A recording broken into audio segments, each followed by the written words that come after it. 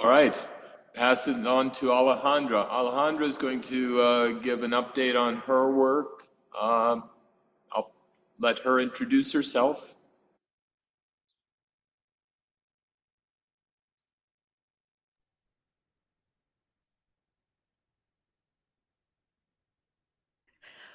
Well, I'm Alejandra Blanco from Argentina.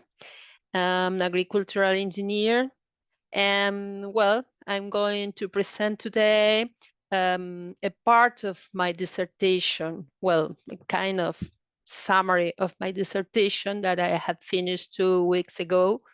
And Mick is my director. And well, I have been sharing for I'm remembering now many years ago, sharing with you from the pandemia in this system with the Zoom. So, well, today I'm going to share, but I have to share my screen. Well, today let's talk about measurements in turf and sun, small tools for big jobs, and I add a short answer, a short question. Could HISA and FEI proposals expand to cover lower categories events and support maintenance quality standards? And well,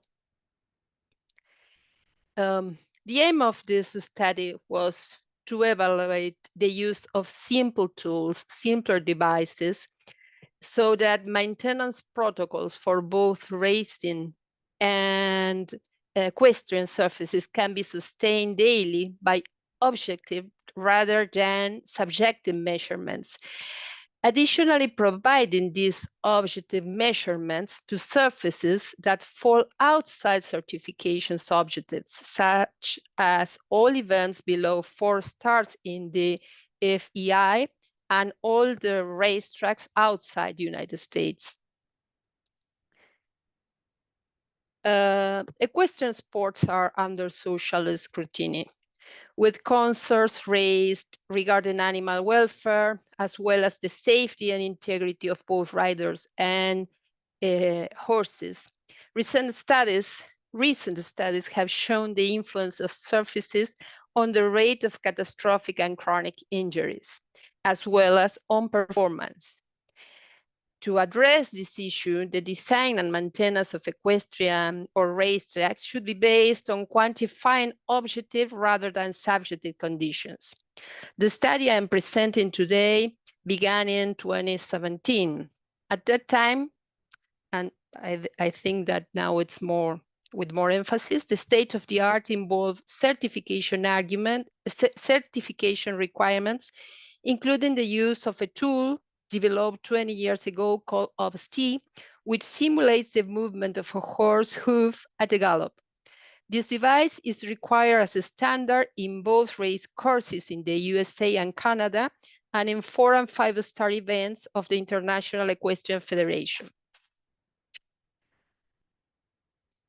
Regarding biomechanical aspects, a moving horse is a dynamic being that carries a load of 400 to 600 kilos with variable speed and acceleration. The load is distributed horizontally and vertically. Furthermore, there are different gaits with different kinematics and variability between strides. The mechanical properties of the package consisting of limbs, muscles, tendons, and bones play a crucial role in the interaction between hooves and surfaces. About measuring devices, the OBST was designed to mimic the leading limb movement of a galloping horse.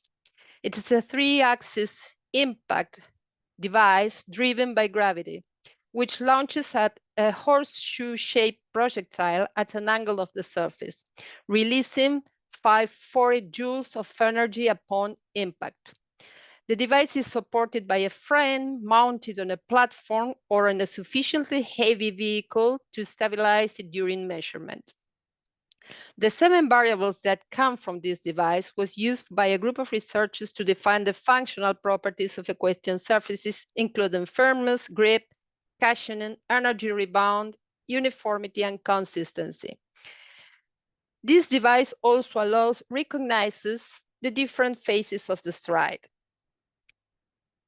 In other way, the lightweight devices used in this experiment are devices already used today to evaluate surface for human sports. They comply with various ASTM standards, and some can even be self-built, are easily transportable and user-friendly.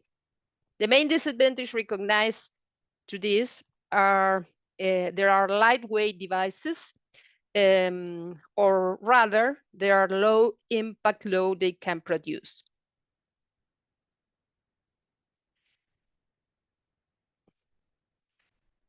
Well, the dissertation consists in part of 3 experiments. One is in a sandbox. I'm going to help me with this. One set of experiments were in sandboxes, the other in turf grasses. These 2 were done in Argentina, in Solaguaire Equestrian Center. And the last one was done in RSTL in Kentucky, the track in a box with the OBS-T and the clickhammer. So the first was the sandboxes. It's an experimental comparison of 2 construction designs of sand tracks with varying moisture contents. Simple tools used were going stick, which is a penetrometer, which has 2 sensors, one for vertical load, another for horizontal loads in this probe. Then the impact, the TDR, what we call the impact test device, because it was a kind of click hammer, but without the data logger. So what we test is the displacement of the sand between the surface and the drop. And the rotational peak shear, which also is consistent with an ASTM standard as the click hammer. The boxes were constructed in 16 boxes. I did 16 boxes, 1 per 1 meter, and all the testing were done in the inner rectangle of the box. And well, when I say 2 construction designs, it was we used these devices to test 2 different construction designs, which consisted on the conventional design, which is selected sand and a base of limestone, a limestone base, and then we tested adding that geotextile and adding a drainage package system, so we have with this conventional sand and the drainage package and the sand plus geotextile and the drainage package. This drainage package, it's a kind of sandwich of 2 geotextiles and with a mesh in the middle, which is used by civil engineers in road construction. And the moisture content, and in this case, we could use 2 moisture contents, 10% and 25%. So we have another treatment, and the combinations were moisture, drainage package, and geotextile.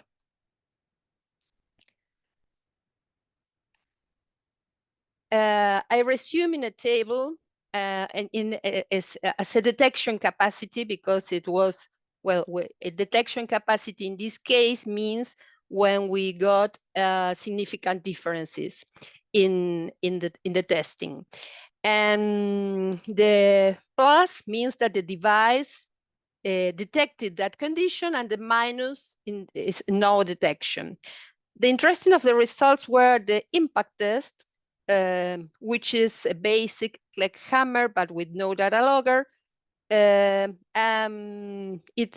It could detect the differences of different addition of geotextile, giving us a higher displacement than with no geotextile. And penetration from going stick, because penetration, as I said, it has two sensors. You can discompose the going stick index, which is the information that report, and you can get the penetration resistant and the shear resistant. In this case, the penetration was significant, and the going stick could detect the differences on moisture content and geotextile, but I believe that mainly led by the geotextile. Those are the results in newtons. And the RPS, which is the rotational peak shear, which has bad press. And in this case, we could detect the triple interaction, but mainly I think is led by the geotextile effect, because when you have drainage package and geotextile, they report a higher value. And then we use in the same place, and besides the previous experiment, we install Torfrax boxes, and this was an experimental comparison of two construction designs, because it was the same. We used the same designs that in the previous, but with warm season grass. We covered the boxes, not the previous cover. There were another set of boxes. We did the two experiments at the same time.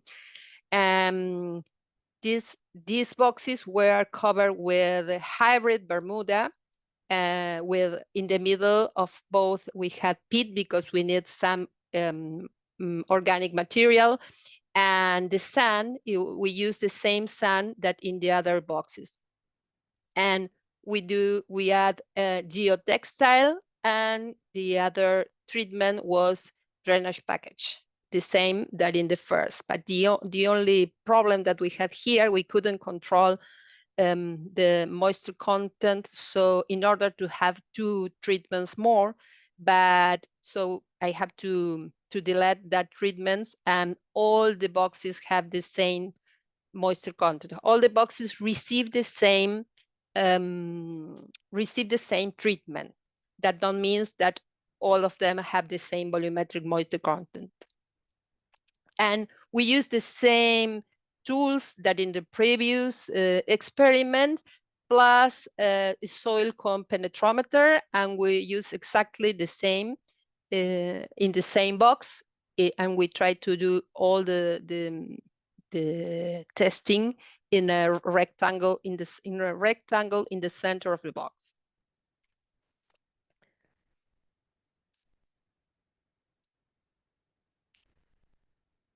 Well, the detection capacity of these two conditions in 2 dates, because we repeat this testing in 2 dates. Again, a plus means detection, and a minus means no detection. The interesting here was that the impact test that detect almost all the factors in the previous experiment, here it couldn't detect any differences. Going stick index in this case, because we couldn't separate penetration and shear, detect the triple interaction between dates, drainage package, and geotextile. But the going stick index is an index that it range from 1 to 15. And here we have in the condition in the first state with no drainage package, with no geotextile, a really lower index of going stick. And in the second date with drainage package and with geotextile, we got the higher, that it was 6.7. Then the TDR was the interesting people of this group, because it was the more sensitive, and we realized that with geotextile we have lower volumetric moisture content than without geotextile. Soil cone penetrometer also detect geotextile presence, but mainly I think that the issue of the we have in that time, it wasn't a rainy season, but we had a problem with some people on the equestrian center, which opened the water every day, so we couldn't control as we want. And the next, this is the third, and this was the track in a box. It's an experimental comparison of the functional properties. Here I call the functional properties of two construction systems for sand tracks. One is the conventional, so it's sand and the base. And the other is we put a pad of EVA rubber behind the sand. And using the track in a box method, and we use the OBST and the Kleck hammer. And here we could have 3 different moisture content treatments. So we have 20%, 23, and 25. And well, no pad and with pad treatments.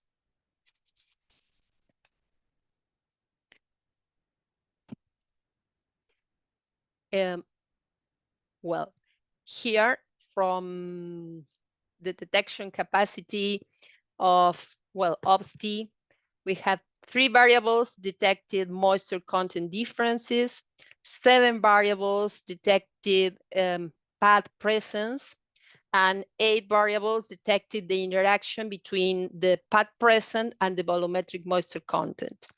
These are the 7 variables plus impulse, which is a variable that we calculate with the maximum vertical load in the time, with the time. This is impulse. And this is the maximum acceleration in vertical, then the maximum acceleration in horizontal, the maximum load in vertical called cushioning, the load rate of cushioning, the maximum horizontal load, the single axis, which seems to the fedlock, which seems to the force that received the fedlock, and the single axis load rate. In this case, just 3 were detected moisture content, but then the effect of having a pad or not, 7 of that, and the interaction was detected by all. But this area are the CIV. CIV is the Kleck impact value, which is in Gs. And well, now I'm going to explain why do I have 3 values of CIV, because CIV may be expressed in it has different ASTM standards. In every standard, you can report different results. So when we see that the Kleck hammer detected the pad present and the interaction, we run correlations between the CIV and the firmness and the maximum acceleration in vertical. And what we got is that the stronger correlation is with the ASTM D5874, which implies to choose the maximum acceleration got by 4 drops. Then the ASTM F1936, which means the average of the second and the third drop.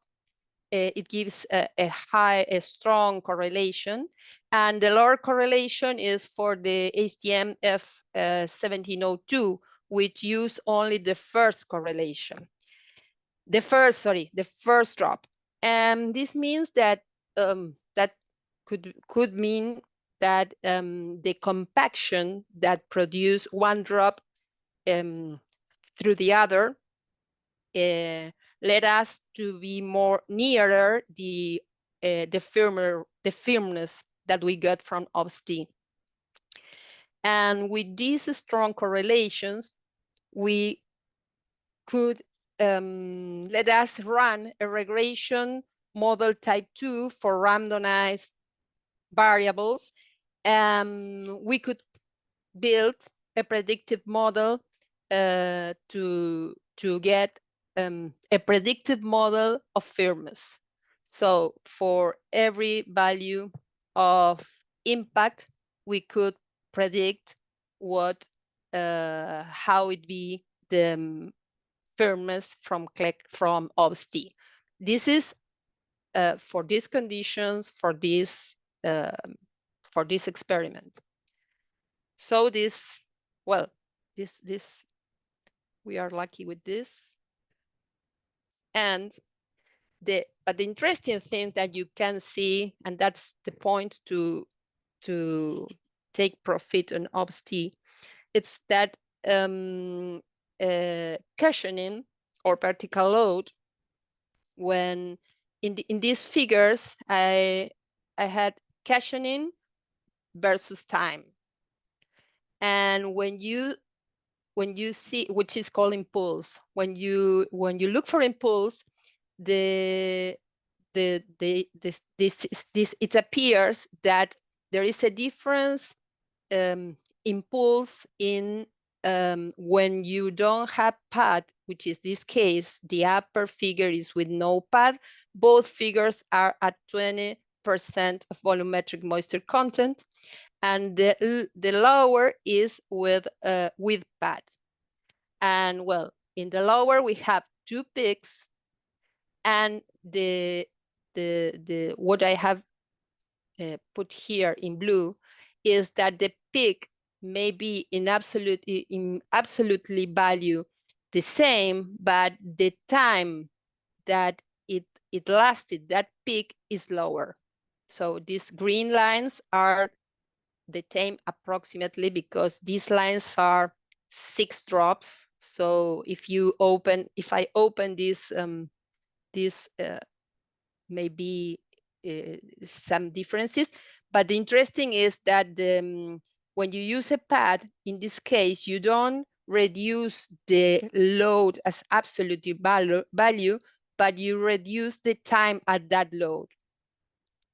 And the other thing is that when you see impulse in all the 3 drops, and all the volumetric moisture content, which is this blue is 20, this is 23, and the gray is 25, and the second bars are with pad, and you can be such a consistency with pad at any volumetric moisture content. So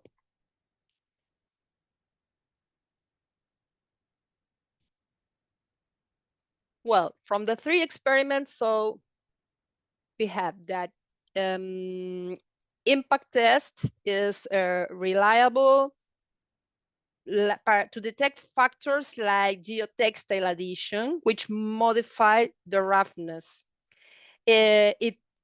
What we reported is displacement or maybe deformation. It's easy to use and it's cheap.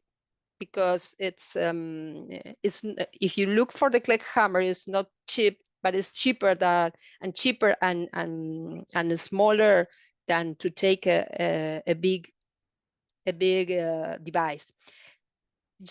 GSP is reliable to detect factors like geotextile, easy to use, but it's an expensive device, really expensive, and had another complexity in the use. RPS is reliable to detect factors like G, which also modify roughness, but it's susceptible to operate errors. In the Turfrax boxes, impact test device is susceptible to interference between drop and the surface, because in the turf grass we have stolons, rhizomes, extreme moisture content, cutting height may interfere. Because there is a lot of bibliography using Kleck hammer in turf grass, but the cutting height are different at what we have used. And maybe also the underweight of the device. The going stick index it seemed to be the most reliable device that we know because it was designed for. TDR is the most sensitive and inversely correlated with soil cone penetrometer. In the track in a box, well, OBST could detect 7 variables that code the changes when using pad, and 3 variables detected the volumetric moisture content. And Kleck hammer detected the pad effect and is highly correlated with firmness.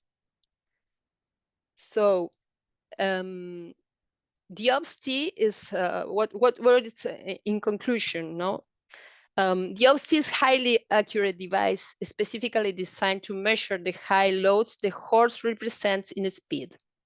The cushioning variable allows the type of response that an elastic area surface has. And probably in addition to safety, it's useful to understand how performance would be modified when elastic area type surfaces are used. Some of the tools are useful if the scope of its response is defined. In a quality control protocol based on measurements with OBST and attending the differences between grass and dirt, Kleck hammer could be useful. The Kleck hammer shown to be effective in recording changes in the functionality of an elastic area surface. The changes recorded in the displacement in the impact test device in the sandbox's text invite more comparative studies with OBST. And can these changes in displacement perhaps be interpreted as deformation? In this sense, there is a recent work by Connie Herholz that records the deflection to measure reactivity of equestrian surfaces, and she determined functional properties. And the use of these simple devices would aim to make decisions on a daily basis and thus maintain safety conditions for horses and riders. I don't say there are forced certifications, but to continue working on every racetrack or every arena, the operation needs data to work on. So maybe we had a road, we had a way.